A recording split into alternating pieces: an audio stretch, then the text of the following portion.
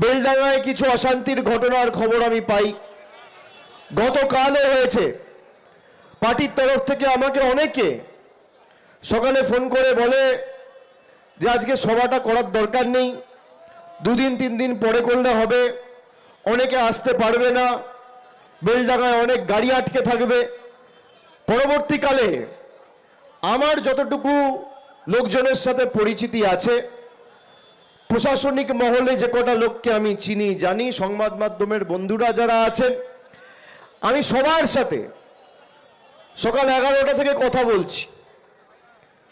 তারপর খোঁজ নিয়ে দেখলাম এই যে ঘটনাটা ঘটছে এর ইন্ধন দিচ্ছে বিজেপির বাবুরা। আর একটা নতুন গদ্দার তৈরি হয়েছে এই মাটিতে সে। আমি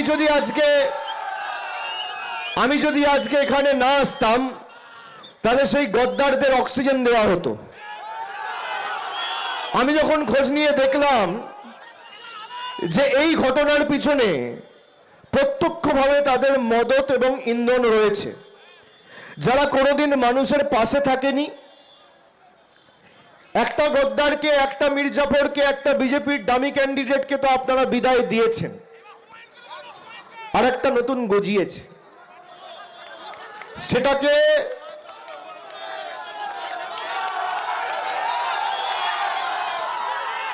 গণতান্ত্রিকভাবে ব্যবস্থা করতে হবে। ধর্মে ধর্মে বিভাজন তৈরি করে মানুষকে মানুষের বিরুদ্ধে যারা লেলিয়ে দেয়, তাদের বিরুদ্ধে মুর্শিদাবাদকে এক হতে হবে। মুর্শিদাবাদে কোনো রকম ভাবে কোনো বুথে যদি কেউ বিজেপির বিভাজনের রাজনীতির বিষ বপন করে বিভাজন তৈরি করতে পারে, তাহলে মুর্শিদাবাদ দুর্বল হবে আর বিজেপি শক্তিশালী হবে। আর আপনারা যেভাবে 21, 22, 23, 24 এক ছিলেন, সারা ভারতবর্ষে দেখুন অন্য যেখানে রাজনৈতিক দল রয়েছে, বিজেপি যেখানে লড়েছে জিতেছে, আর বাংলা একমাত্র জায়গা যেখানে তৃণমূল ধারাবাহিকভাবে বিজেপিকে হারিয়েছে। আগামী দিনও যাতে ব্যতিক্রম না হয়, আমি আপনাদেরকে অ্যাপিল করব, আপনাদের সকলকে করজোড়ে অনুরোধ করব, আপনাদের কাছে আবেদন রাখব। গতকাল বেলডাঙ্গায় যা হয়েছে, কারোর কোনো প্ররোচনায় কেউ পা দেবে না। কালকেও একটা সংবাদ মাধ্যমের এক প্রতিনিধির উপর আক্রমণ হয়েছে, আজকেও হয়েছে। আমি দলীয়ভাবে প্রশাসনের কাছে অনুরোধ করব, এর বিরুদ্ধে যারা দায়ী তার বিরুদ্ধে আপনারা ব্যবস্থা নেবেন। এই ঘটনাকে তৃণমূল কংগ্রেসের কেউ সমর্থন করে না, কিন্তু আমাদের সংযত থাকতে হবে। কেউ একটা উস্কে দিল, তার কথা শুনে যদি আইন নিজের হাতে তুলে নি, তাহলে আখেরে লাভ কিন্তু বিজেপির।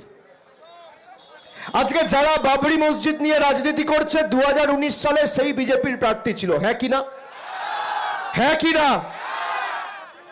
বিজেপির সাথে কার যোগাযোগ? কার যোগাযোগ?